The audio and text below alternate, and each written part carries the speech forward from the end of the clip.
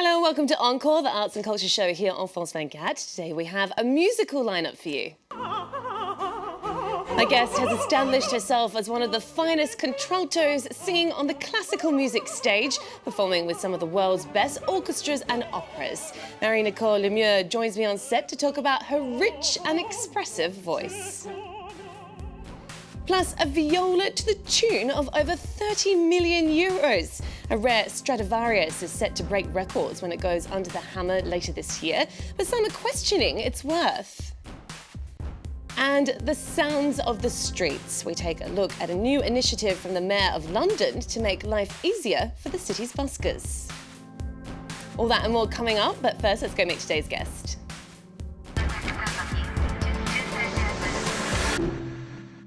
And I'm delighted to welcome to the show Marie-Nicole. Hello. Hello. Thanks for being with us. It's a pleasure. You've got two upcoming operas. They're going to be taking place here in Paris at the Théâtre des Champs-Élysées. One is Tancredi and the other one is The Italian Girl in Algeria. All from Rossini. Yes. Now, you're a contralto singer, as I said. For the Philistines among us, can you explain what that means? Contralto is the lowest voice for the women, and it's the most the rarest voice is it's really unusual. For example, on 10 women you have 7 sopranos, 2 mezzo and 1 contralto. So this voice, has a beautiful color in the low voice, and it reminds a little bit the man voice. So that's why we been asked for singing male character. Yeah, you often play. I will. You often play male characters. Yes, exactly. On the thing that you see Is that quality of your voice something that came naturally, or is it something that you learned? In my case, it came naturally. The register of a singer, usually it's already there. But of course, the quality of the voice, I work on it. With my teacher, the quality of the sound, the legato, all this kind of thing who can bring your voice nicer and richer. Of course, this you have to work on it. But the timbre, the color of the voice, and the range was a natural attribute. Now, you studied voice, as you said, and it was shortly after you finished your studies that you actually won a very prestigious award, the Queen Elizabeth International Music Competition in Brussels in 2000. How did that help launch your career? It gave me everything. It was like a Cinderella tale, I can tell you.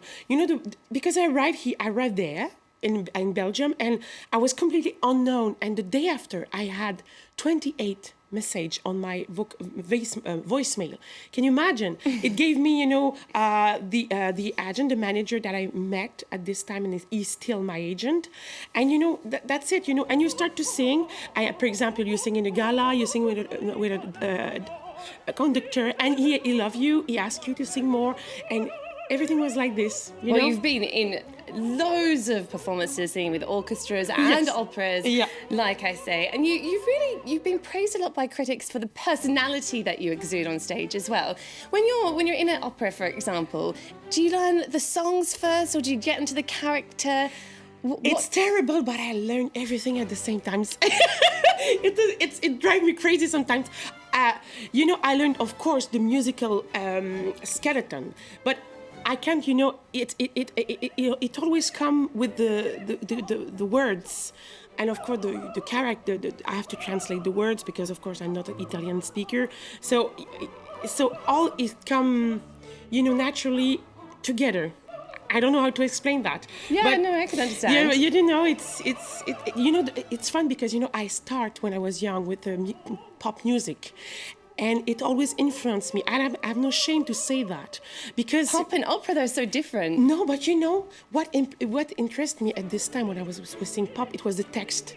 And I kept this passion for the text, for the meaning, the meaning of the words. It's really important for me. And when I'm singing an opera, when I'm singing a song, a lieder from Schumann, it's really important for me that this music is directly connected to the word, to the meaning of the thing. And that's what I like.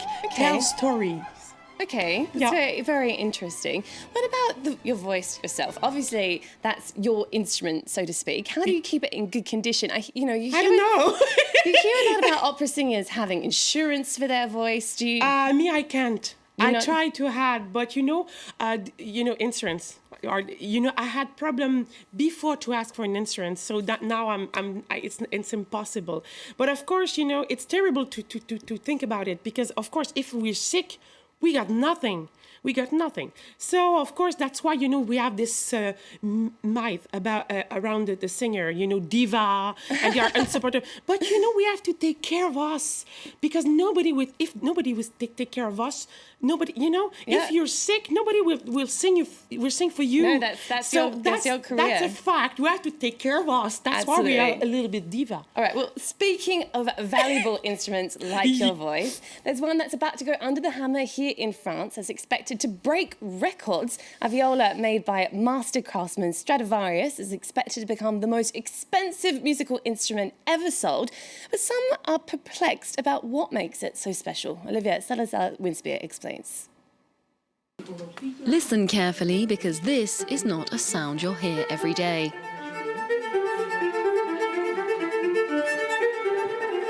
This innocent-looking viola is a Stradivarius, and a rare one at that. I've been fortunate to play on many Stradivarius, many Guarnerius del Jesus, but to see a viola is probably one of the rarest instruments in the world that was made by Stradivarius. I mean, in the world you could only find 10, and they're mostly in museums and foundations. So to actually see one and feel it and touch it and play on it, it's truly an honor. It's one of 10 surviving alto violas made by Alberto Stradivari in 1719, a time when the Italian craftsman was at the height of his powers. The last person to own this model was an Austrian musician from the Amadeus Quartet. Yet not everyone's convinced of the superiority of the Stradivarius. A recent blind test showed that contemporary models came out just as well as the legendary strings. They have survived for 300 years, pretty much unchanged. So violin makers who are working today are still copying what Stradivari did 300 years ago. And I think that shows that his work has not been surpassed in that time. Was it the wood, the varnish or the glue used in making a Stradivarius which was the key to its success? Musicians and experts have been puzzling over this for decades. Whatever the secret, it's created a mythical object that Sotheby's hopes to sell for over 32 million euros.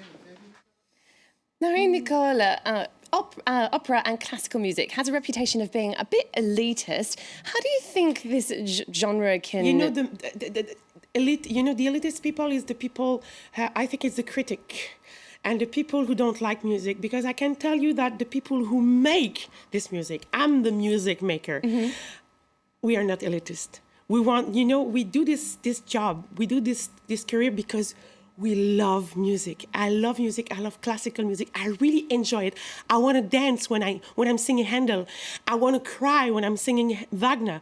I really enjoy it. And for me, every people I work with almost are not elitist. We just want that this music to appeal to everyone. Be alive. Exact. Well, talking of reaching a wider audience, our next report is about helping musicians to do just that. From Tracy Chapman to Rod Stewart, several well-known artists started off on very humble stages, busking on the street. But increasingly, red tape and a myriad of confusing rules in London mean buskers are often unsure where they can perform and run the risk of large fines. Now, the Mayor has put together a joint task force with the aim of making the British capital the most busker-friendly city in the world. London street musicians have made the city famous for its live music. These musicians, known in the UK as buskers, are part of the city's musical legacy and key to the musical tourism industry, which brings around £600 million to the city each year. I think London is great, it's big for the music. I think if you want to be a musician, it's the best place, probably. But in recent years, the city's confusing rules around busking have reduced the pool of talent on the streets. London has 32 different boroughs, each with its own rules and regulations on street performing. To keep this vibrant tradition alive, the Mayor of London has launched a new campaign to bring together various authorities and make it easier for buskers to get licences to perform. So the idea is to bring together the different boroughs, the Met Police, the Transport for London system, and the Musicians Union to try and talk about some of the similar problems that they all have, and whether there are some creative ways to dealing with them. And I think our instinct is generally to try and minimise the amount of regulation. And the idea seems to have found favour with London's busy commuters. I think the Mayor's campaign is really good. I think it's a good idea to let people show their talent, especially if they haven't got a record deal or if they haven't got a way of showing their talent off. I think busking is a great idea. It really enhances everybody's experience of walking around London, and I personally encourage it. I used to busk when I was about 18.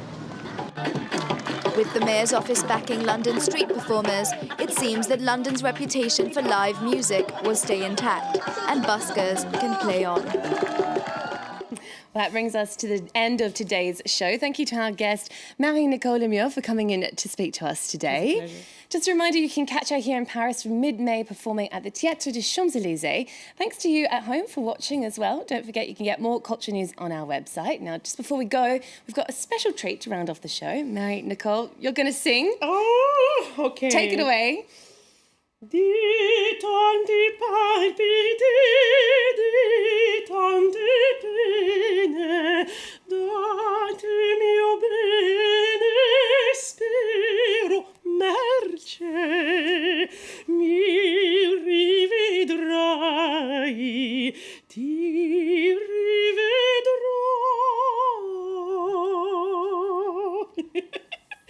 ti rivedrò. Nei tuoi bei rai mi pascerò, deliri, sospiri, accenti, contenti, deliri, sospiri, accenti, contenti.